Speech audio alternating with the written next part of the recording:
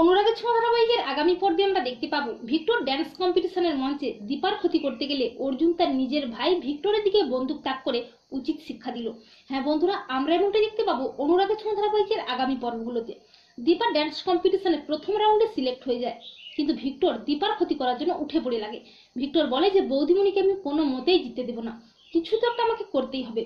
এরপর দীপা সোনার পর স্কুলের একজন ফ্রেন্ডের জন্মদিনের পার্টিতে খুব সুন্দরভাবে ভেন্যু সাজিয়ে ড্যান্স অনুষ্ঠানে চলে যায়, কিন্তু সূর্য এসে ইচ্ছে করে ভেন্যুটাকে নষ্ট করে দেওয়ায় দীপাকে ভদ্রলোক ফোন করে বলায় দীপা আবারও সেখানে এসে ভেন্যুটাকে খুব সুন্দরভাবে সাজিয়ে দিয়ে অর্জুনের সাথে ড্যান্স কম্পিটিশনের মঞ্চে ঠিক সময় মতো চলে যায়। অপরদিকে ড্যান্স কম্পিটিশনের অনুষ্ঠান প্রায় শুরুই হয়ে যায়, সমস্ত জাজেসরা সেখানে চলে আসে, আর ভিক্টরও তার মা পৃথা ম্যামকে নিয়ে হাজির হয়ে যায় ড্যান্স কম্পিটিশনের মঞ্চে। আর ভিক্টর বলে যে বৌদিমণিকে আজ আমি এমন শিক্ষা দেবো না, নাচা তো দূর, কোনোদিনও কোনো ড্যান্স কম্পিটিশনে অংশগ্রহণ করার কথাও ভাববে না। এরপর প্রোগ্রাম শুরু হয়ে যায়। প্রথমে কয়েকজন ক্যান্ডিডেট পারফর্ম করে, প্রত্যেকে খুব সুন্দরভাবে নাচ করে। এরপর ভিক্টরও পারফর্ম করে খুব সুন্দরভাবে।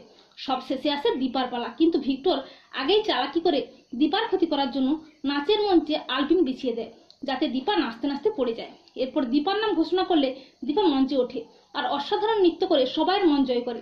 জাজেসরাও দীপার নাচে মুগ্ধ হয়ে যায়, কিন্তু দীপা নাচতে নাচতে হঠাৎই পড়ে যায় স্টেজের মধ্যে, আর তা দেখে চমকে ওঠে সবাই। ভিক্টর বেশ খুশি হয়ে যায়। অর্জুন স্টেজের মধ্যে উঠে আসে, আর ভিক্টরের ভাবভঙ্গি দেখে অর্জুন বুঝতে পারে যে এটা ভিক্টরেরই কাজ। ওই দীপার ক্ষতি করতে স্টেজের মধ্যে আলপিন বিছিয়ে রেখেছিল।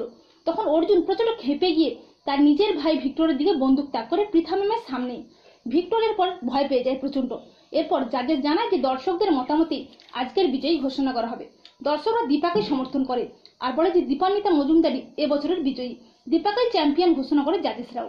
তো বন্ধুরা, তোমরা এটা চাও তো যে ভিক্টর দীপার ক্ষতি করতে গেলে অর্জুন যেন ভিক্টরকে হাতে নাতে ধরে উচিত শিক্ষা দেয় আর দীপাই যেন বিজয়ী হয়? কমেন্ট করে জানিয়ে দাও তোমাদের মতামত।